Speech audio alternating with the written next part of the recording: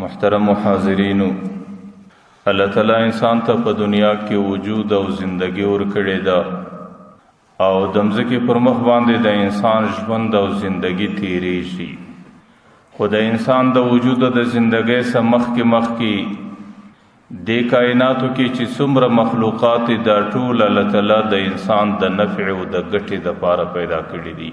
هغه که د مځکو د اسمانو په شکل دي، هغه که د لمر او د سپوږمۍ په شکل دي، هغه که د غرونو د درو په شکل دي، هغه که د دریابو د چشمو په شکل دي. د دې ټولو د پیدا کېدلو مقصد او د دې ټولو د پیدا کولو غرض هغه دا دی چې دا د انسان نفع ده او دې کې د انسان فائدہ ده او دې کې د انسان ضرورت پوره کېدل دي. لیکن انسان چې الله تعالی پیدا کړی دی هغه د خپل عبادت او د معرفت لپاره پیدا کړی دی. لکه حدیث قدسی دی، الله تعالی انسانانو ته وایي یا ابن آدم جعلت خلقت الاشیاء كلها لك، چې د مځکې پر مخ باندې څومره اشیاء دی د آدم اولاد دا مستا د لپاره پیدا کړی دي چې دې کې بستا فائدې، دې کې بستا نفع، په دې کې بستا ضرورت پر کېږي. لیکن وجعلتک لاجلی، ته چې می پیدا کړې د ځان د پاره پیدا کړې. نو د دنیا چې څومره مخلوقات الله تعالی د انسان د پاره پیدا کړې دي، لیکن انسان الله تعالی د خپل عبادت او معرفت لپاره پیدا کړی دی او د هغه عبادت او معرفت په نتیجه کې الله تعالی د انسان ته خپل قرب او ولایت او نزدېکت ور نصیب کړي.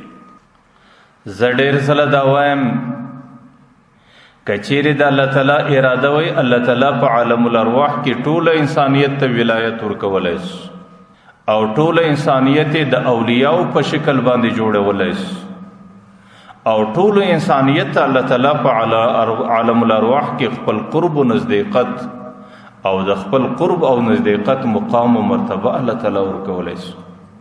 لیکن الله تعالی د خپل قرب او ولایت او د نزدېکت لپاره یو لار، یو ترتیب، یو طریقه ټاکلې ده چې انسان به پر هغې لار باندې سفر کوي، د هغې لارې منزلونه به طی کوي، د هغې څه وروسته به منزل مقصود چې د الله تعالی ولایت او قرب دی هغې ته به رسېږي. دنیا کې انسان ته الله تعالی سر ورکړی دی، د دې سر دپاره الله تعالی مځکه د سجدې دپاره ورته پیدا کړې ده چې دا سر به د دې سجدې په شکل پر دې مځکه باندې لګېږي.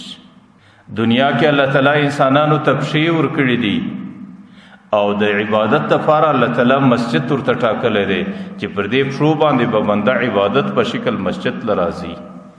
دنیا کې الله تعالی انسان ته لاس ورکړی دی او دی لاس د صدقې لپاره الله تعالی مال او دولت ورته پیدا کړی دی چې په دې لاس به دی د مال او دولت صدقه کوي. او دنیا کې الله تعالی انسان ته اندامونه ورکړي دي او د بدن اعضاء ورکړي دي او د دې لپاره الله تعالی د پیغمبر علیه الصلاۃ والسلام په طریقه او په سنت باندې د دې لپاره د عبادت طریقې متعارف کړي دي چې په دې شکل به په دې اندامو باندې ته طریق عبادت کوي او د هغه عبادت رسید کولو سورسته به بیا د الله تعالی ولایت، د الله تعالی قرب او چې کوم ستا منزل مقصود دی هغې ته به رسېږي. نو د انسان زندگی بهترینه زندگی هغه ده او د انسان روانه زندگی او منزل مقصود ته رسیدونکې زندگی هغه ده چې هغې د الله تعالی په عبادت کې او د پیغمبر علیه الصلاۃ والسلام په طریقو کې ور باندې تیر رسي. ځکه دنیا کې چې الله تعالی چاته ولایت ورکوي، د ولایت او د قرب دپاره دا شرط نه دی چې هغه سړی به خامخا په هوا باندې الوزي. د الله تعالی د ولایت لپاره دا شرط الله نه دی ګرځولی چې سړی به د اوبو پر سر باندې ځي او د پښې تلې به نه پنودېږي. او د ولایت لپاره دا شی الله تعالی ضروري نه دی ګرځولی چې د انسان څه به کرامتونه او خارق العادت او ناولده ترتیبونه ښکاره کېږي. لیکن د ولایت لپاره الله تعالی یو شی ضروری ګرځولی دی چې د انسان زندگی به د الله تعالی په عبادت کې تیریږي او هغه عبادت به د پیغمبر علیه الصلاۃ والسلام پر طریقه باندې سرته رسېږي او د هغې څه وروسته به بیا انسان د خپلې زندګۍ منزل مقصود ته رسېدونکی انسان دی. حضرت جنید بغدادي رضی الله عنه رحمه الله ته یو سړی رالی، د هغې سره 10 کاله په موریدي کې تیر کړو چې کله د هغې سره 10 کاله موریدي وکړه، د 10 کاله موریدۍ څه وروسته د حضرت جنید بغدادي رحمه الله سره رخصت اخلي، ورته حضرت ما ته رخصت راکړه، زه ځم پر خپله لار باندې. حضرت جنید بغدادي رحمه الله ورته څنګه رالې، څنګه ځې؟ ورته رالم د دې دپاره چې دلته به ولایت وي، دلته به کرامت وي، دلته به ناولده ترتیبونه وي، لیکن په دې 10 کاله زندګي کې مې دلته هېڅ نه ولیدل، نو ځکه دې 10 کاله زندګي باندې ورته پښیماني کوم چې در خپل منزله ځان ورسوم. حضرت جنید بغدادي رحمه الله ورته وایي سړی ستا چې 10 کاله زندګي زما سره تېره سوه، په دې 10 کاله زندګي کې زما په زندګي کې تا د عبادت خلاف بل عمل ولیدی؟ ورته وایي نه. ورته وایي دې 10 کاله زندګي کې چې کوم عبادت ما کاوی د پیغمبر علیه الصلاة والسلام د طریقې مخالفت کې ولیدی؟ ورته وایي نه. ورته وایي چې د یو سړي 10 کاله زندګي د الله په عبادت کې تېره سي او 10 کاله زندگی د پیغمبر علیه السلام پر طریقه باندې تیر سي، زما عقیده کې در دې لوی کرامت او زما عقیده کې در دې لوی ولایت او زما عقیده کې در دې زیات الله تعالی قرب د بل چا نه په نصیب کیږي. نو مقصود مدا دی چې الله تعالی انسانانو ته زندگی دا د خپل عبادت لپاره ورکړې ده، چې کومه انساني زندگی د الله تعالی په بندگی کې تیر سي هغه ډېره کامیابه زندگی، او چې کومه انسانی زندگی بغیر د بندګۍ څخه تېره سي دا در حقیقت یو خرابواله، یو ګندګي بس. لکه هغه شاعر وایي زندگی آمد برای بندگی، دا ژوند الله تعالی انسانانو ته د بندګۍ دپاره ورکړی دی، لیکن زندگی بې بندگی شرمندگی. که زندگی کوي او د الله تعالی بندگی نه کوي، د دې آخره نتیجه صرف رسوایی او شرمندگی ده، چې هغه انسان ته د رسوایی او د شرمندګۍ څخه بغیر بیا بل څه نه ګوري. نو ځکه الله تعالی انسان ته د منزل مقصود دپاره د یو لارې انتخاب کړی دی چې پر دې لار به ستا زندګي وي، بیا به د الله تعالی قرب او ولایت او نزدېکت ته سړی رسېږي. خو زه ډېر ځله وایم چې کله سړی پر هغه لار باندې سفر روان کي، د هغې لارې اولنی قدم، د هغې لارې د منزل اولنی ابتدا او شروع هغه دا ده چې د انسان سره به علم ورسره وي. بغیر د علم سړی منزل مقصود ته نه رسېږي، بغیر د علم سړی د ولایت مقام ته نه رسېږي، بغیر د علم انسان د الله تعالی د قرب و د نزدېکت مرتبه نسی پیدا کولی. لکه هغه شاعر وایي که از فی علم باید گداخت، مناسب خدا ده چې په علم پسې سړی ځان ویلی کی کہ بی علم خدا را نتوان شناخت، بغیر د علم سړی الله نسی پیژندلی. او چې سړی ته الله نه یور معلوم، د الله تعالی قرب سور معلومی، د الله تعالی ولایت بسور معلومیږي، او د الله تعالی د قرب د ولایت مقامات و مرتبو به ته به څنګه ځان ورسی. نو پر کومه لار چې د انسان د زندګۍ انتخاب دی او پر هغې لار باندې دی منزل مقصود ته ځان رسی، د هغې دپاره اولنی قدم علم دی. د دین په څومره سلسلو کې، د دین په څومره لارو کې چې هغې د دین د منزل مقصود د رسېدلو لارې بلل کېږي، که هغې د تصوف لارې دي، که هغې د دعوت و د تبلیغ لارې دي، که هغې د جهاد و د تورې لارې دي، چې څومره لارې دي چې که چیرې په هغې لارو کې انسان د علم څخه د محرومۍ ذریعه وګرځي او په هغې لارو کې انسان د علم سره ګرځول کېږي، هغه لارې د دې منزل مقصود د کامیابۍ لارې نه بلل کېږي. یو انسان یو څه موقتي زمانه د یو شغل په خاطر د علم سره وګرځي، دا جلا خبره ده. یو په هغه لار کې د علم سره مخالفت کول، د علم د حقیقت سره انکار کول، دا جلا خبره ده. چې په کومه لار کې د علم مخالفت او د علم د حقانیت سره انکاري، هغه لار زموږ په دین کې قطعا د کامیابۍ لار نه بلل کېږي. زمنم د انسان زندگی به روانه وي، لیکن داسې خو نسي کېدی چې پر هر ځای باندې د سړي سره عالم ورسره وي، داسې نسي کېدی چې پر هر قدم باندې د انسان سره مفتی د انسان د هغې څه معلومات او پوښتنې کوي. لیکن د انسان د پاره د رهنمایي ضرورت دا علم پوره کولی سي، به علم بغیر سړی د منزل لار وړلی نه سي. نو دې ته مجبوري دی چې انسان سره په خپله د علم یو څه حد ورسره وي. ځکه پیغمبر علیه الصلاۃ والسلام وایي طلب العلم فریضة علی کل مسلم و مسلمه. لکه لمونځ چې فرض دی، لکه روژه چې فرض ده، لکه حج چې فرض دی، لکه زکات چې فرض دی، دا غرقم هغه علم چې پای کې د سړي 40 ساعته زندگی تیریږي او د سړي رهنمایي پکېږي، هغه مقدار علم هم په دغه شکل پر انسان باندې فرض دی.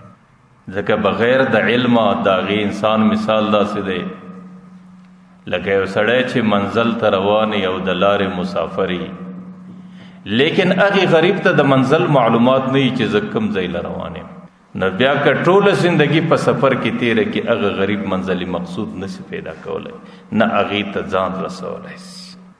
لیکن یو سړی دی هغې د منزل سره اشنا و ولد دی، هغې ته خپل منزل ور معلومیږي چې زما د سفر منتها او زما د سفر آخر منزل مقصود دغه ځای دی، نو بیا که په هر څومره کمزوري حرکت باندې رواني هغې ته چونکې منزل مقصود معلوم دی، هغې یو وخت در منزل مقصوده پورې ځان رسولی سي. ځکه په کومه لار باندې چې د الله تعالی قرب و ولایت سړی پیدا کوي او د الله تعالی نه د نزدېکت مقام ته ځان رسوي، د هغې دپاره اولنی قدم علم دی، بغیر د علم دا ممکنه نه وي. بعضې خلک په دې ترتیبو کې چې کله راسي نو د هغې سره علم نه وي ورسره، نو ډېر ځله پر خپل جهالت باندې د فردي اچولو دپاره په دې ترتیبو کې د یو بزرګ قول را نقل کی چې یاره پلانکي بزرګ دا ویلی دي چې بس علم ضروري نه دی، نو ډېر ځله هغې کې هغه دا وکړي چې د هغې خبرې سیاق و سباق وغورځوي، صرف د هغې خبرې هغه ځای راواخلي چې د خپل د مدعا تایید پکې او په هغې باندې دی د خپلې مدعا تایید کوي او په هغې باندې دی د خپل منزل او د خپلې زندګۍ اسانتیا طلبوي.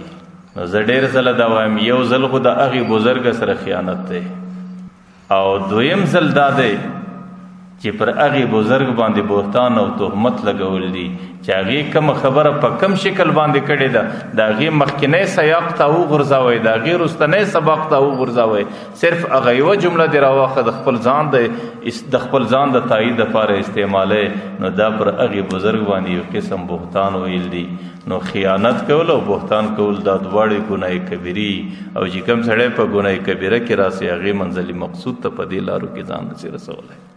حضرت حسن بصری رحمه الله یو ځای را نقل کوي چې زه او یو بل ملګری یو، موږ دواړه د یوې لارې مسافر یو، د یو منزل طلبګاره یو چې موږ به د دین په ترتیباتو کې منزل مقصود ته ځان رسوو، لیکن ما ته الله تعالی هغې منزل په نصیب راکړی، هغه غریب هغه در شا پاتس. نه یو شاګرد پوښتنه ځینې وکړه چې حضرت تا ته په کومه وجه باندې الله تعالی هغې منزل ته رسېدل در نصیب کړو؟ نو هغې ورته وایي بچی زما سره یو شی را سره و، د علم څراغ را سره و، او په تیاریکیو کې چې سړي سره څراغ وي بچی منزل ته سړی ځان رسولی سي، او چې کله په تیاریکه لار کې روان د سړي سره څراغ نه وي بیا چې په کومه کنده کې ولوېدی په هغه کنده کې غرق کېږي. حضرت حسن بصری ورته وایي چې زه منزل مقصود ته په دې وجه باندې ورسېدم چې زما سره د علم څراغ ملګری و، او چې کله زما سره د علم څراغ ملګری و د هغې په خاطر باندې الله زه منزل مقصود ته ورسول. ځکه چې کله دې لاره کې سړی قدم ږدي نو ما درته ویل بنیادي قدم اولنی قدم دا دی چې د انسان سره به د ضرورت مطابق علم ورسره وي. تاسو ګورئ د انسان په بدن کې مختلف قسمه اندامونه الله تعالی پیدا کړي دي.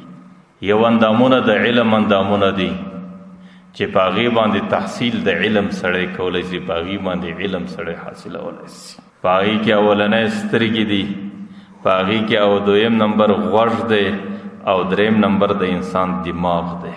ډېر ځله انسان تحصیل د علم په غوږو باندې کوي. کشنی بچی چې کله د مور د پلاره سره زندگی کوي نو هغې چې کله د مور پلاره سره خبره زده کوي هغې په لیدلو باندې په څه ډېر نه پوهېږي او د دماغ په سوچ و په فکر په ډېر څه نه پوهېږي. هغې چې هر څه زده کوي هغې د غوږ په اورېدو زده کوي. چې کله مور نیک وختي هغه کلمه ورته وایي څه زمانه بعد هغه بچی کلمه زده کوي، حالانکه چې ته ورته ولیکې په سترګو باندې نه پوهېږي، په دماغ باندې نه پوهېږي، صرف د غوږو په اورېدو باندې زده کوي. او چې مور کله نیک وختي بچی ته د خیر اراده لري نو د ټولو څه مخکې هغه بچی ته بسم الله ور زده کوي. او بیا بچی د هر شي پر عمل باندې بیا بسم الله الرحمن الرحیم وایي او هغه بسم الله الرحمن الرحیم بچی دا په غوږو باندې د مور د اورېدو څه زده کوي. نو ځکه ډېر ځله یو اعلی د علم حاصلولو د انسان غوږونه وي او چې بیا کله سره لوی سو انسان بیا په سترګو باندې د ډېرو شانو علم ځان ته حاصلوي چې په سترګو باندې ویني او چې د هغې سم لږ برتره سو د عقل کمال ته را رسېږي نو بیا انسان په دماغو باندې ډېر څه زده کوي. د امام ابو حنیفه رحمه الله مسلک دا دی چې کوم چاته الله تعالی دماغ ولا ورکوي که په سترګو په دنیا کې شی نه ولیدی او په غوږو کې په دنیا کې د چا خبره نه واورېدله هم صرف په دې دماغ باندې د الله تعالی وحدانیت ور باندې فرض دی چې دا به عقیده ساتي چې الله تعالی یو دی. هغه وایي که د یو سړي ټوله زندګي په غرونو کې تېره سوه دویم سړی نه ولیدی او نه د چا دا خبره واورېده چې الله سته یا نسته یا یو دی یا ډېر دی او نه په سترګو باندې څوک ولیدی چې یا زه د هغې څه زده کم لیکن بیا هم په دماغ باندې به دا خبره زده کوي. ځکه هغه وایي البعرة تدل علی البعیر پر دې ځای باندې چې یو پچه پرته وي هغه پر دې دلالت کوي چې دلته پسه تېر سوی دی. وذات الاقدام تدل علی المسیر چې دلته کله یو قدم لګېدلی دی د سړي دا عقیده چې دلته سړی تېر سوی دی نو ځکه دا د پښې پل سته. نو بیا وایي چې ګوره یوه پچه بغیر د پسه څه کېدی نسي یو قدم بغیر د تګ کوونکي څه نسي لګېدلی. فهذه السماء ذات افراج ابراج دا اسمان چې ډېر برجونه لري والارض ذات فجاج دا مځکه چې ډېرې درې لري کیف لا تدل علی العلیم الخبیر دا به پر خپل مالک او پر یو مالک څنګه دلالت نه کوي چې کله پچه بغیر د پسه نسي کېدی او فل بغیر د قدم اخیستونکي نسي لګېدی د اسمان او مځکه دا دومره نظام و کائنات دا بغیر د مالک څنګه چلیږي. نو په عقل دا پر ضروري ده چې دا به معلوموي چې د دې مالک سته. او دویم قسم اندامونه هغه د خدمت والا اندامونه دي. لاسونه دي پښې دي په دې باندې عام طور انسان ضرورت کوي انسان خدمت پر کوي په لاس باندې رانیول کوي او په پښو باندې درې یو ځای ځان رسول کوي. او دریم قسم دا د مال والا اندامونه دي لکه د انسان معده ده د انسان رګونه دي د انسان سینه ده او دې کې د انسان د پاره ډېر خواړو ډېر څه جمع کېږي. لیکن تاسو ګورئ ترتیب الله تعالی څنګه جوړ کړی دی چې کم اندامونه د علم دی الله تعالی دا د ټولو سلوړ ټاکلی دي. دماغ د ټولو سلوړ دی ځکه دا د علم آله ده او غوږ د ټوله بدن په لوړو اندامو کې دی ځکه په دې سره علم حاصلیږي او دغه رقم سترګې د ټوله بدن په لوړو اندامو کې دي ځکه په دې سره علم حاصلیږي. او چې کوم د خدمت اندامونه دي هغه ټولو سه الله تعالی کښته ټاکلي دي. پښو باندې خدمت کېږي لاسو باندې خدمت کېږي هغه ټوله کښته. او چې کوم د مال اندامونه دي هغه ټوله الله تعالی د وجود په دې درمیان کې ایښي. نو علم ته به د ټولو سه زیات عزت دي او د علم به د ټولو سه زیات قدري ځکه د الله تعالی د معرفت او د الله تعالی د شناخت د لارې اولنی قدم علم دی ځکه علم ته به د ټولو سه زیات عزت ورکول کېږي. تاسو ګورئ زموږ دین کې پیغمبر علیه الصلاة والسلام ته وحی راځي اولنی وحی پیغمبر علیه الصلاة والسلام ته راځي هغې وحی په کومو الفاظو باندې اقرأ باسم ربک الذي خلق. اقرأ سمانا وینا ده زده کړه ده قرائت ده او تلاوت ده د ټوله د علم سره ده. زده کړه علم ده قرائت علم ده تلاوت علم ده او د قرائت وینا کول او پر دې باندې ژبه استعمالول دا ټوله ده. الله تعالی ورته خلق الانسان من علق اقرأ وربك الاکرم الذي علم بالقلم. د دې سره سره الله تعالی د قرائت سره دستي علم مرګره کوي علم بالقلم. هغه ذات چې هغې تعلیم انسانیت ته په قلم باندې ورکوي. علم الانسان ما لم يعلم. الله هغه ذات د هغې ذات قرائت کوه چې هغې انسان ته هغه علوم ورکړي دي چې د هغې علومو زده کول د انسان په قدرت او اختیار کې نه و. نو الله تعالی د انسانیت ته اولنې وحي هغې د قرات کوي، هغې د علم کوي، هغې د تعلیم کوي. د دې څه دا معلومیږي چې د زندګۍ د کامیاب زندګۍ اولنې قدم قرات او علم دی. حضرت امام مالک رحمه الله په خپل موطا کې یو حدیث را نقل کوي، هغې وایي العلم نور، علم یو نور دی، یو رڼا ده.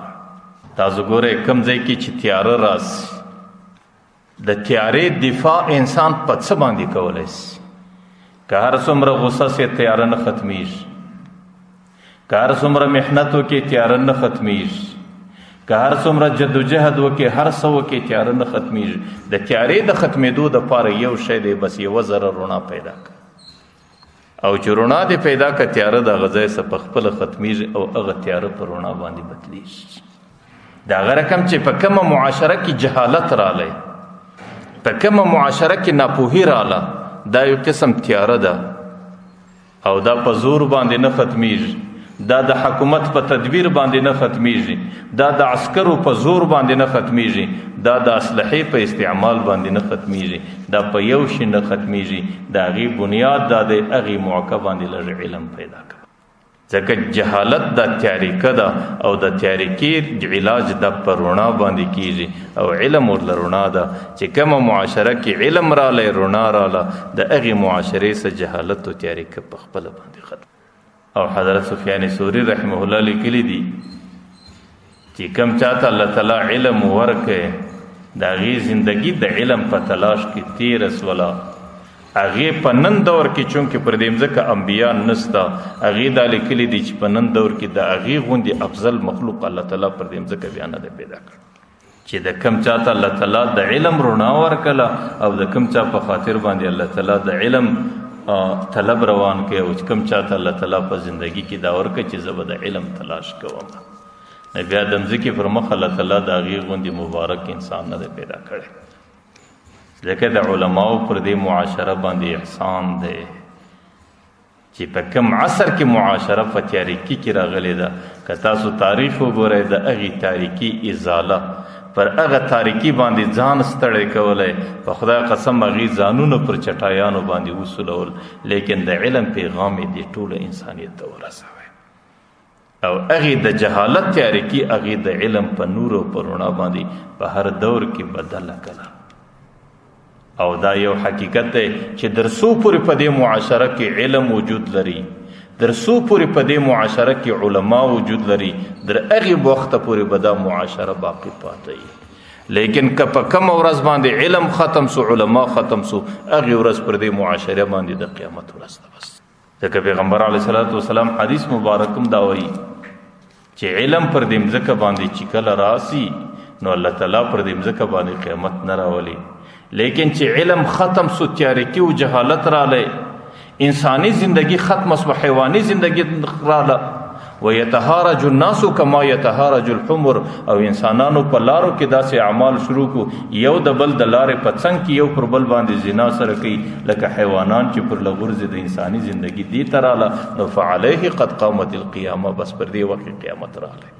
او ما درته ویل چې علم یې قیامت نه راځي، لیکن علم یو وصف دی، په خپله وجود نه لري. علم په علماو پورې وجود لري. او علم الله څنګه ختموي؟ هلته ختموي چې علما ختم کړي. ان الله لا يقبض العلم انتزاعا، الله تعالی دا علم د انسانیت څخه دغسې نه کاږي، ولكن يقبضه بقبض العلماء. الله تعالی به علما ختموي او په نوي نسل کې به د علم د زده کړې جذبه نه وي، او چې کله هغه جذبه ختمه سوله علم به ختمیږي. او چې علم او علما ختم سو، نو پر دې معاشره باندې فقط قامت القیامه، الله به دستي قیامت جوړوي. نو ځکه علم هغه بهترین قدم دی، علم هغه اولنی قدم دی، علم هغه بهترین صفت دی، او علم هغه بهترین رڼا ده چې الله تعالی د دې امت انسانانو کې چاته ور نصیب کړه. پیغمبر علیه الصلاۃ والسلام حدیث مبارک دی، فضل العالم علی العابد.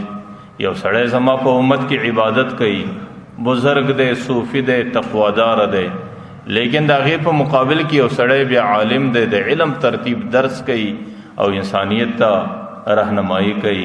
د دې عالم فضیلت پر عابد باندې داسې دی لکه زما فضیلت پر یو ادنا امتی باندې.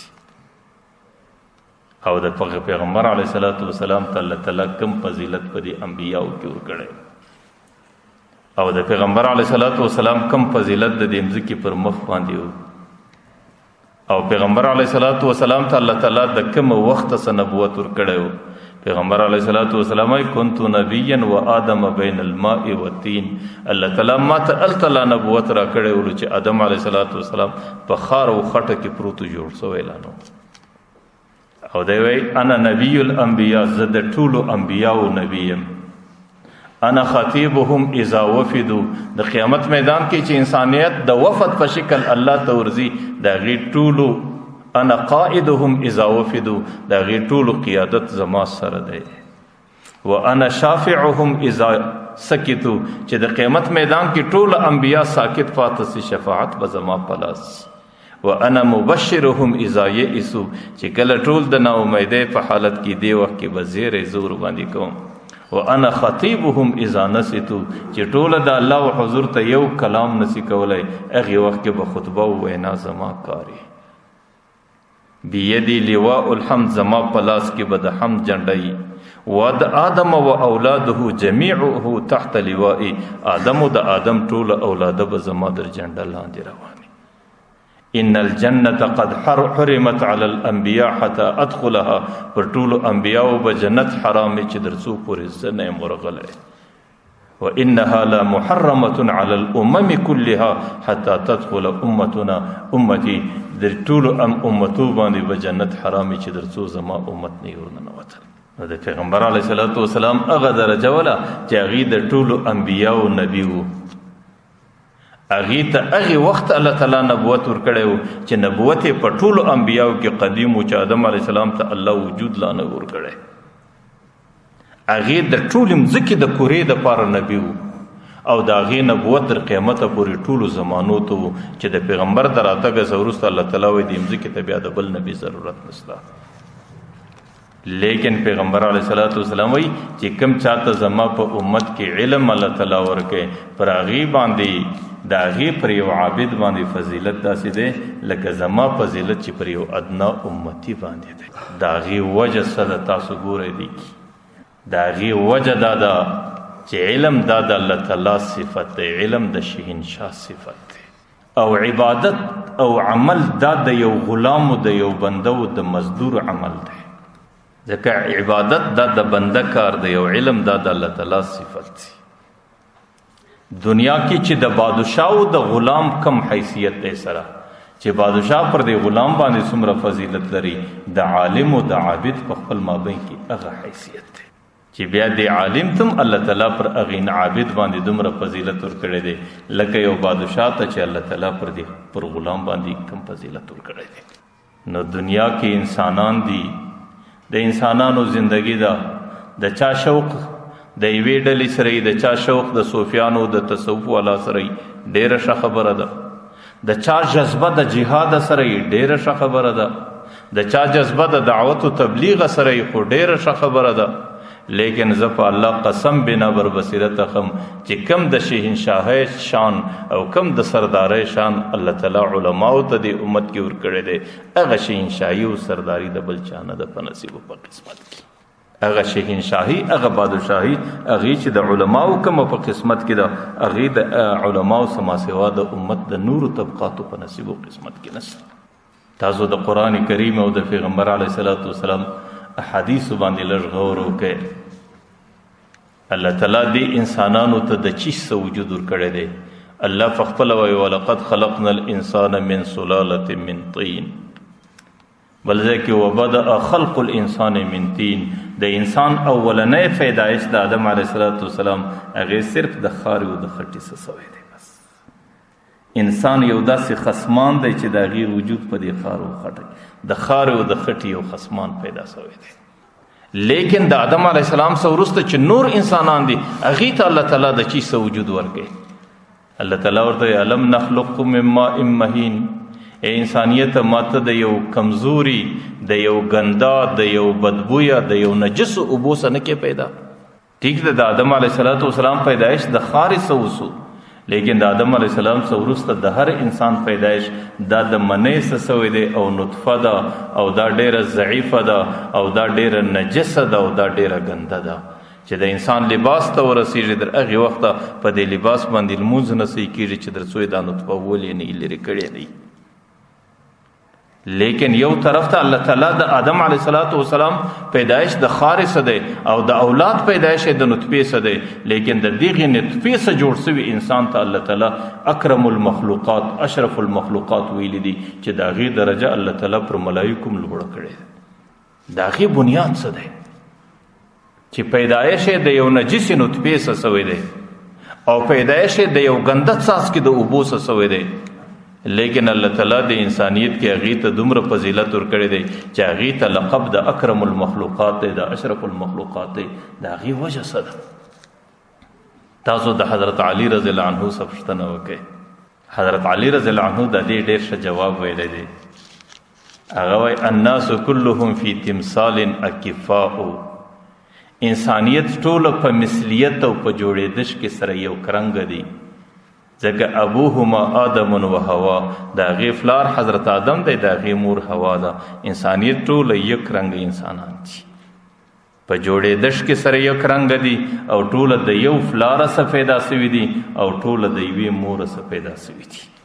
هغه وایي چې کم سړی فضیلت په اصل باندې کوي او کم سړی فضیلت او فخر په خپل بنیاد باندې کوي، نو بنیاد خو فالماء والتین، بیا دې په خارو خټو باندې فضیلت حاصلوي. نو د دې بنیاد خاورې او خټې دي او په خارو خټو باندې به سړی څه فضیلت ځان ته حاصل کړي. هغه وایي لا فضل لاحد، د یو سړي پر بل فضیلت نشته الا اهل العلم، چې کوم چاته الله تعالی علم ورکړي. فإنما هم على الهدى فاهتدى، هغې ته الله تعالی هدایت ورکوي، هغې د انسانیت هدایت د ګمراهۍ څخه کوي. ځکه حضرت علی رضی الله عنه وایي یقوم بعلم مما لا نبتغي بدله، تاسو د خپل ځان دپاره د علم د زده کړې بندوبست وکړئ، ځکه دې اوصافو کې د علم بدل موږ در اوسه نه دی پیدا کړی. په آخر کې ورته الناس كلهم موتى ولكن اهل العلم حياء، انسانیت ټوله مړه دي، د دې په مقابل کې صرف علماؤ ته الله تعالی ژوند ورکړی دی. د باقی انسانانو مثال داسې دی لکه د مړو او د علماؤ مثال داسې دی لکه د ژوندي، او ژوندی به د مړي ضرورت ورپوره کوي او ژوندی به د مړي یو ترتیب ور برابروي او ژوندی به مړی در منزله پورې رسوي. نو ځکه د معاشرې د اختیار ټولې واګي او د ضروریاتو پوره کولو ټول ترتیبونه دا به د علماو په لاس باندې. نو انسانیت د آدم او د حوا څخه پیدا شوی دی او دی که په خپل اصل و نسب پر ځان باندې فضیلت حاصلوي، نو اصل و نسب خو د ټولو هغې خاور او خټه ده. لیکن الله تعالی که فضیلت چاته پر چا ورکړی دی، هغې په علم سره ورکړی دی چې هغې د ټوله انسانیت رهنمایي کوي، هغې د ټوله انسانیت امامت کوي، هغې د ټوله انسانیت د ګمراهۍ د کندې سره ایستل کوي. او تاسو راسئ قرآن کریم کې الله تعالی د ملایکو سره د انسانیت په ابتدا کې څنګه مشوره کوي. الله تعالی ملایکو ته وایي اے ملایکو انی جاعل فی الارض خلیفہ، زه په دې مځکه کې یو بنده پیدا کوم، هغې به په دې مځکه کې زما خلف بلل کېږي، هغه به په دې مځکه کې زما احکام پر ځای کوي، هغه به په دې مځکه باندې زما نظام چلوي. زه داسې څوک پیدا کوم چې کله د آدم علیه السلام پیدایش لا نه و سوی، ملایکې څه ورته وایي؟ الله تعالی چې کله ملایکو ته خبره پیش کړه، هغه ورته وایي اتجعل فیها من یفسد فیها ویسفک الدماء، ته دې مځکه کې داسې څوک پیدا کوي چې هغه به فسادونه کوي، هغه به جنګونه کوي، هغه به یو د بل وینې تویوي، هغه به یو پر بل باندې ډاکې اچوي، هغې به د فساد څه بغیر بل څه نه لري. ځکه د دې څه مخکې ملایکو د جناتو حالت لیدلی او جناتو به دغسې کول. او ملایک څه ورته وایي؟ ورته وایي نحن نسبح بحمدک، موږ به ستا تسبیحات وایو، موږ به ستا عبادت کوو او موږ به ستا د عبادت ټولې طریقې پر ځای کوو. نو بیا دې بنده ته چې فسادونه جوړوي، دې ته ستا څه ضرورت دی؟ الله تعالی ورته وایي انی اعلم ما لا تعلمون، زه په هر څه باندې پوهېږم، تاسو په هېڅ نه پوهېږم. حضرت عبدالله ابن عباس خپل تفسیر کې را لیکلي دي لما ظهر الله فضل آدم علی الملائکه چې کله الله دا اراده وکړه چې زه به د آدم فضیلت پر ملائکو باندې ښکاره کوم نو په چیش به ښکاره کوم نو علمه ما لا تعلمون ما لا يعلمون. الله تعالی دې آدم علیه السلام ته د داسې شان او علم ورکړي چې ملائکو سره علم نه او چې کله آدم علیه السلام ته د هغې شان او علم ورکول سلو او د علم په خاطر الله تعالی ملائکې دستي په دې کانې کې چې د ده سره علم ستا زموږ سره علم نسته نو ځکه دی پر موږ افضلت. الله تعالی وعلم آدم الاسماء كلها. الله د ډیرو شانو نمونه آدم علیه السلام ته چې دا دیګ دی دا کاچغه ده دا چاړه ده دا چمچه ده دا ګډوه ده دا لوټه ده چې د کومو شانو انسان ورته ضرورت الله تعالی آدم علیه السلام ته د دې شانو نمونه ټول وروښو او چې کله یې وروښو ثم عرضهم علی الملائکه ملائکو ته ویل چې د دې شانو نمونه راوښایاست دې ته څه وایي ملائکو چونکې د دې نمونه نه یې زده و نه یې اورېدلي قالوا سبحانك لا علم لنا الا ما علمتنا. یا الله زموږ سره خو هیڅ علم نشته چې کوم شان تا موږ ته راښولي دي هغه زموږ زده دي د دې شانو نمونه زموږ نه دي زده. الله تعالی دستي حضرت عالم قال یا آدم انبئهم باسمائهم. حضرت آدم علیه السلام ته د دې شانو نمونه راوښایه. آدم علیه السلام داسې په دقیقه او ساعت کې دستي داسې په منټ کې ټوله نمونه وروښول. چې کله ټوله نمونه وروښول نو الله تعالی دستي ملائکو ته ویل چې انی اعلم غیب السماوات والارض. ما درته ویل چې زه په هر څه باندې پوهېږم تاسو په څه باندې نه پوهېږئ. ستاسو د آدم امتحان ما واخیستی چې کوم شان مې تاسو ته در وښول د هغې علم ستاسو سره نه و او چې کوم شان ما آدم علیه السلام ته ور وښول د هغې ټولو شانو د علم د آدم سره و. برای ورته چې په امتحان کې یو کامیاب رالی یو ناکام رالی او دا په دنیا کې هم قانون دی چې کامیابه ته خلک نعمت ورکی انعام ورکی او د هغې د کامیابۍ اعلان کوي او ناکامه د هغه انعامه څه محرومه بې نصیبه پاتې. اوس آدم علیه السلام ته الله تعالی انعام ورکی. څنګه انعام ورکی؟ وإذ قال ربک للملائکة اسجدوا لآدم. اوس به آدم ته سجده کوئ. بس آدم به درته ناست دي درته ولاړ به تاسو به پر سجده باندې پرېوځئ. دا به د آدم اعزاز و انعام او دا به ستاسو د ناکامۍ نتیجه وي. نو الله تعالی بیا ملائکې په دې باندې امر کوي چې آدم علیه السلام ته به سجده کول کېږي. تاسو دې خبره باندې لږ غور وکړئ. آدم علیه السلام الله تعالی د خاورو څخه پیدا کړی دی او ملائکې الله تعالی د نور څخه پیدا کړي دي. هغه نورانی مخلوق دی او دا خاکی مخلوق دی. او آدم علیه السلام ته الله تعالی علم د چند شیانو چې هغه صرف د انساني ضرورت سره تعلق لري. یاره کاچغه څه ته وایي، دیګ څه ته وایي، چمچه څه ته وایي، لوښی څه ته وایي، غاب څه ته وایي، پلیټ څه ته وایي. او چې په دغه انساني ضرورتي علم کې آدم علیه السلام د دې ملائکو سره مقابله وګټله. آدم علیه السلام سره د دې شان علم رالی د دې سره نسته. نو بیا الله تعالی د علم د عزت په خاطر هغه نورانی مخلوق ته وایي چې تاسو به د خاقي مخلوق ته سجده کوئ. صرف د علم په تقاضا باندې. علم معمولی علم دی لیکن ذات د وی هغې نورانی دی د بل هغې خاکی دی لیکن هغې ته الله تعالی دومره فضیلت ورکوي چې اوس به تاسو دې ته پر سجده باندې پرېوځئ. دومره فضیلت دی. بس ستاسو څه خیال دی چې د مځکې پر مخ باندې دوه انسانان دي، یو ته الله تعالی د خاورو څخه وجود ورکړی دی، بل ته یې ورکړی دی، لیکن د یو ته الله تعالی علم ورکړي. علم هغه اعلی علم دی چې د الله تعالی د حق صفاتو علم دی، د الله تعالی معرفت دی، د الله تعالی د دین علم دی او د هغې امورو علم دی چې الله تعالی انسانیت پیدا کړی د کومو کارو دپاره دی.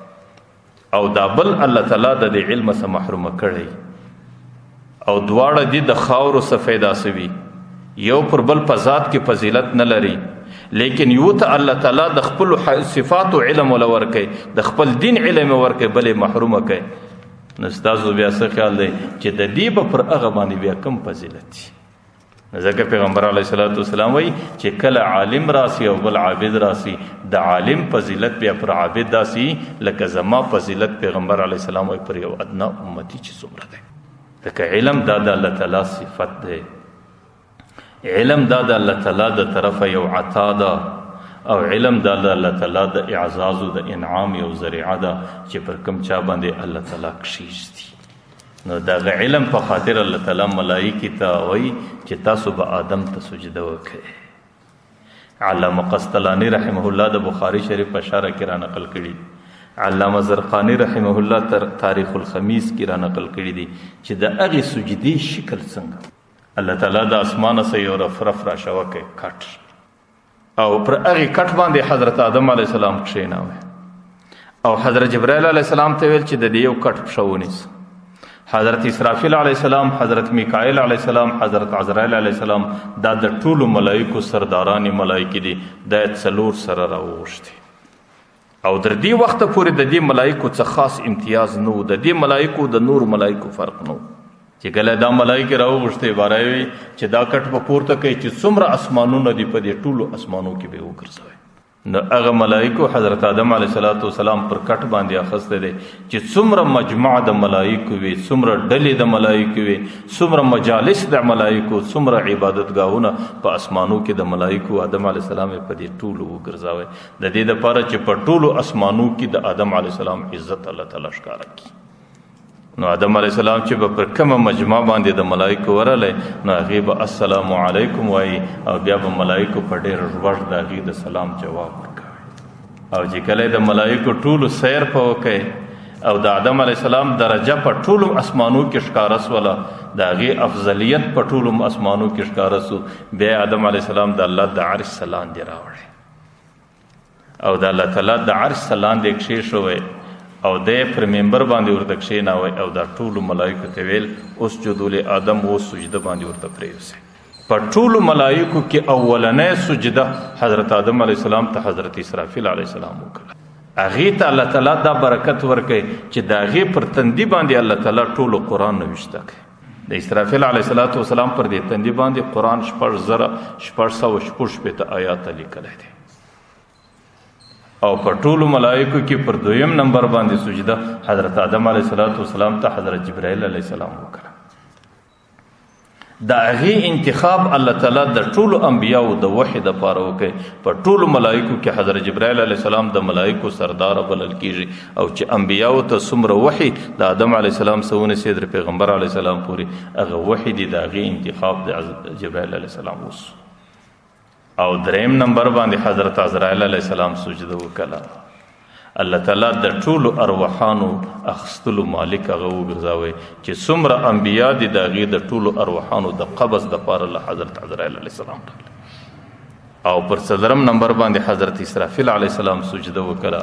هغې ته الله تعالی د قیامت د قایمولو او د قیامت په میدان کې برته د انسانیت راپورته کولو اختیار ورکړي چې د هغې په شپېلۍ به ټولو انسانیت تباه کېږي او قیامت به جوړیږي، او 40 کاله به پر دې مځکه باندې شی نه وي. 40 کاله بعد به د هغې دویمه شپېلۍ پوکېږي، او بیا به په هغه شپېلۍ باندې ټوله انسانیت را ژوندي کېږي. نو تاسو ګورئ د آدم علیه السلام عزت خو څه کوي چې کومو ملائکو د آدم علیه السلام وذات ته نه وکتل چې آدم علیه السلام د خاورو څخه جوړ دی او زه د نوره څخه جوړ یم، لیکن هغې د آدم علیه السلام علم ته وکتل چې آدم علیه السلام ته الله علم ورکړی دی، او د هغې د علم په خاطر باندې هغې د آدم علیه السلام عزت وکړي، پر سجده باندې ورته پرېوتل. هغې ته الله تعالی هغې د علم د عزت په خاطر الله تعالی هغه ملایکو ته هغه درجه ورکړله چې د چا پر تندي باندې ټولو قرآن ولیکل سو، او د چا انتخاب د وحي دپاره وسو، د چا انتخاب د ارواحو د قبضېدو دپاره وسو، او د چا انتخاب د قیامت د برپای کېدو دپاره وسو. د هغې ذات ته یې نه وکتل چې زما ذات د نوره څه دی او د آدم علیه السلام ذات د خاورې څه دی. صرف نظر یې د هغې پر علم باندې رالی چې دې سره علم شته، زما سره علم نشته. لیکن چې کم مخلوق د آدم علیه السلام علم ته نه وکتل، ذات ته یې وکتل، چې هغه ابلیس دستي ذات ته وکتل چې زما ذات د اوره څه جوړ دی، او د آدم علیه السلام ذات و بنیاد دا د خاورې څه جوړ دی، او د اور تقاضا دا ده چې دا لوړ روان دی، او خاري تقاضا دا ده چې دا کښته. نو هغې دستي نارې کې انا خیر منه. هغې علم ته د اعتبار نه کوي چې د دې سره علم شته، زما سره نشته. هغې د دې ذات ته وکتل، او د ده ذات د خاورو څخه جوړ دی، زما ذات د اور څخه جوړ دی. دی دې ما ته سجده وکړي، زه څنګه ورته وکړم؟ نو هغې د دې شي ذات د آدم علیه السلام د ذات خیال وساتئ او د علم قدر او احترام یې نه وکړئ. الله تعالی دستي ورته فخرج منها فانک رجیم، ته زما د ملایکو د ډلې سوزه ته سرکشه سوې. وان علیک لعنتی الی یوم الدین، ته زما د عالم مخالف سوې چې کوم چاته ما علم ورکړی دی تا د هغې اعزاز او عزت ته نه وکتل، تا د هغې اکرام او قدر ته نه وکتل، د هغې په خاطر به اوس پر تا د قیامته پورې زما لعنت را روان وي.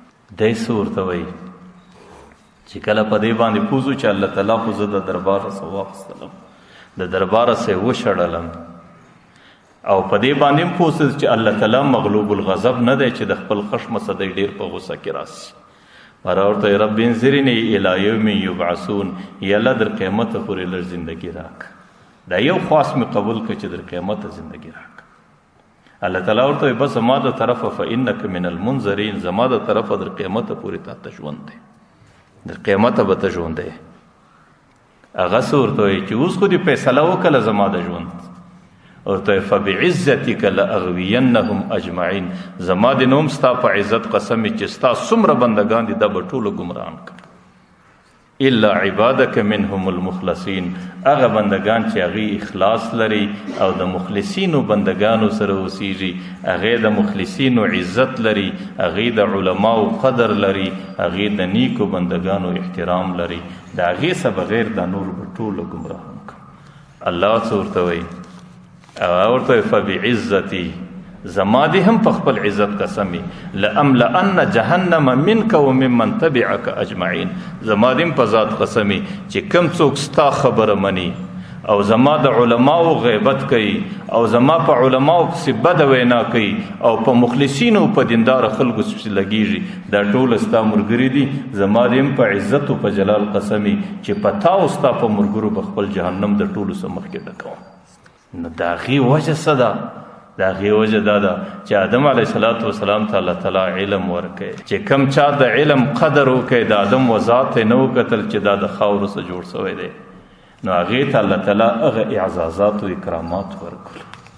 او چې کم چا د آدم علیه السلام ذات ته وکتل چې دا خو پلانکی دی، د پلانکي څخه جوړ دی، د پلانکي ځای دی، او د هغې د علم او د هغې د هغه صفت قدر او احترام یې نه وکړي، هغې ته الله تعالی در قیامته پورې په خپلو ملعونینو کې وویل. نو زه دنیا کې هم دا وایم چې کوم چاته الله تعالی علم ورکړي هغې د معاشرې خیرخواه انسان بلل کېږي، د هغې مثال په معاشره کې د نبي مثالي، د هغې مرګ په معاشره کې د نبي مرګي، د هغې د زندګۍ مقصد په معاشره کې د نبي د زندګۍ مقصد دی. نو که سړی د خپل ځان نجات غواړي، که سړی د خپل ځان فلاح غواړي، که سړی د خپل ځان کامیابي غواړي، د هغې خلکو سره ښه نیت ساتل، د هغې خلکو مرسته کول، د هغې خلکو در شا درېدل او د هغې خلکو د عزت او د هغې د علم او د ابرو دفاع کول. زه بار بار په جمعو کې کله دا حدیث پیښوم چې پیغمبر علیه السلام حدیث مبارک دی، که چیرې پر یو عالم باندې په معاشره کې کمزوري راس، یا مالی کمزوري راله یا بدني کمزوري راله، یا د عالم پر عزت باندې حمله راله، یا د یو چا په خوله کې د عالم غیبت راله، او تا د هغې عالم د کومک دپاره د دفاع دپاره یو قدم واخیستی، الله تعالی پر هر قدم باندې سړي ته د یو عربي نسل غلام آزادولو ثواب ورکوي. او په بل حدیث کې راځي پر یو عربي نسل غلام آزادولو باندې د الله د طرفه د جنت وعده ده. نو تا چې 10 قدمه د عالم په خدمت کې واخستو، الله تعالی تا ته د 10 غلامانو آزادولو ثواب درولې. او پیغمبر علیه السلام حدیث مبارک دی چې یو چا د عالم پر دې سر باندې د محبت په وجه باندې مچ ورکړه، پر تندي باندې مچ کړي، نه بیا خو د دې عالم پر بدن باندې چې څومره بیشتان رالو، الله تعالی د دې سړي په عملنامه کې د دې بیشتانو مقدار حسنات او نیکۍ جمع کړي. ځکه زموږ دین کې د دې علم په خاطر الله تعالی د عالم مخ ته کتل د عبادت ګرځولی دي. زموږ دین کې چند شان عبادت دي. د عالم مخ ته د محبت په خاطر کتل د عبادت دی. د مور و پلار مخ ته د محبت په خاطر باندې کتل د عبادت دی. او بیت الله ته د محبت په خاطر باندې په حرم کې قتل عبادت دی او قرآن چې د سړي ازده نه صرف د تور ته ګوري خلاص کړی دا صرف تور ته قتلم عبادت دی. پیغمبر علیه الصلاۃ والسلام حدیث دی چې اجتمع العالم والعابد على الصراط، چې کله د قیامت میدان تیر سي نو یو عالم را روان دی، یو عابد او صوفي او زاهد را روان دی، یو ټوله زندگی په علم کې تیره کړې ده، یو ټوله زندگی په عبادت کې تیره کړې ده. چې کله سره را ورسیږي نو ملائکې د دې صراط پر دروازه باندې ولاړې دي، نو قیل للعابد ادخل الجنه، عابد ته دستی وایي ته جنت له ورځه لاجل عبادتک، دنیا کې د ډېرې سجدې وکړې ډېرې ستړیاوې دي برداشت کړې ورسه جنت ته ورننوځه. نو عابد روان سي جنت له او عالم وقیل للعالم قف، عالم ته وایي ته پر دې ځای ودرېږه، او چې کله هغه ودرېدی ورته وشفع لمن شئت، دا غریبان چې د قیامت په میدان کې در په دره ولاړ دي او د خپلو ګناهونو په خاطر باندې د قیامت په خلو په ګرمۍ کې غرق دي، عالم ته وایي لږ پر شا باندې وګوره دې خلکو کې د یو چا لږ شفاعت وکړه، او چې کله فإنک لا تشفع لأحد الا شفعت، چې کچیر ته په دې ټوله قیامت کې نن د چا دپاره شفاعت وکړي الله به ستا شفاعت ضرور قبلوي. نو فقام مقام الانبیاء، پیغمبر علیه الصلاۃ والسلام وایي دې وخت کې بیا عالم هغه د انبیاو پر ځای باندې مقام باندې ودرېږي، چې د انبیاو د شفاعت کوم مقام دی چې د کوم چا دپاره شفاعت کوي الله تعالی قبلوي، بیا د عالم هم پر هغه ځای باندې د شفاعت هغه مقام سي چې د کوم چا دپاره شفاعت کوي الله تعالی قبلوي. یو بل روایت کې حضرت یو صحابي را نقل کوي وایي چې کله د پیغمبر چې کله د قیامت ورځ سي نو الله تعالی پر دې علماو باندې په ټولو قیامت کې غږ وکړي ویا معشر العلماء، اے د علماو ډلې هذه جنتي قد ابحت لكم، دا زما جنت ته ما تاسو ته مباح او روا کړی دی چې کوم لاره باندې ورځئ ولا ورځئ، وهذه رضوان قد رضيت عنكم، زما رضا ده او ما ستاسو د فاره جایز کړی د زنن ستاسو سره راضي یم، نو ورځئ جنت له ورځئ زما رضا له او جنت له ورځئ، لیکن فلا تدخل، الله به یو خواست ورته وکړي لکه یو دوست چې د بل دوست څه یو غوښتنه کوي په محبت او په مینه باندې، وایي لا تدخلوا الجنة حتى تقفوا، ورته علماء جنت له ډېره تلوار مه کوئ ډېر ژر مه ورځئ لږ ودرېږئ، او چې کله یې ودرئ نو باره به ورته وایي چې په اعطیکم ما شئتم، چې کوم شی مې خوښ دی هغه زه نه درکوم، واشفعکم ما شفعتم، چې نن د قیامت په میدان کې د کوم چا دپاره شفاعت کوئ زه ستاسو شفاعت کوم. الله ورته وایي جنت له ډېر ژر مه ځئ، لږ د قیامت په میدان کې وګورئ چې کوم شی مې غواړئ هغه زه نن درکوم، چې دې انسانانو کې چې د کوم چا شفاعت کوئ زه نن ستاسو شفاعت قبلوم. لارا کرامتکم و عزتکم، چې زه ستاسو کرامت او ستاسو عزت نن د قیامت په انسانانو باندې ووینم او هغوی ته ورښکاره کړم. نو مقصود مو دا دی چې الله تعالی د انسانیت دپاره منزل ته یو لار ټاکلې ده چې د الله تعالی قرب او ولایت او د الله د نزدېکت منزل دی، دی له چې سړی پر کومه لار باندې ځي نو علماو لیکلی دي چې د هغې دپاره اولنی قدم علم دی، چې د کم چا سره علم نه یو ورسره هغه دې منزل ته نسي رسېدی، هغه دې مقام ته نسي رسېدلی.